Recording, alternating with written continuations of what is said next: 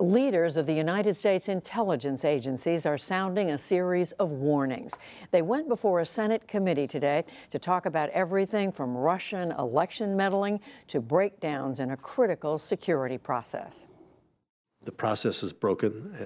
It needs to be reformed. The process in question was the White House security clearance process. And at a Senate hearing today, the administration's top intelligence official, Dan Coats, delivered his vote of no confidence. There have been questions about the clearance process since White House Staff Secretary Rob Porter left the administration last week amid domestic abuse allegations. The White House previously said Porter had been working with just an interim security clearance and that his background check was still pending. But before the Senate Intelligence Committee today, FBI Director Christopher Wray put out this timeline, that the Bureau, which is involved in the clearance process, submitted a partial report on Porter in March of 2017 and a completed report in late July. After a request for a follow-up inquiry, the Bureau provided that information in November. He added that the FBI closed the file in January, and when it received more information earlier this month, it passed that along as well. I'm quite confident that in this particular instance, the FBI followed established protocols. In addition, while the Bureau is involved in the clearance process, an FBI official said in a statement to the NewsHour, quote, "The FBI does not grant, deny, or otherwise adjudicate security clearances for individuals." Later today, White House Press Secretary Sarah Sanders weighed in. The FBI portion was closed. The White House Personnel Security Office, who is the one that makes a recommendation for adjudication, had not finished their process and therefore not made a recommendation to the White House.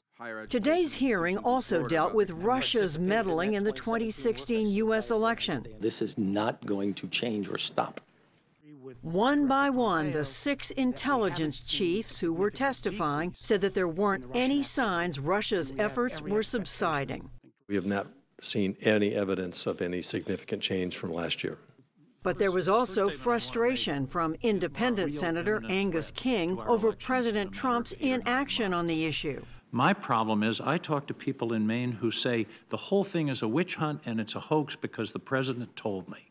We cannot confront this threat, which is a serious one, with a whole-of-government response when the leader of the government continues to deny that it exists.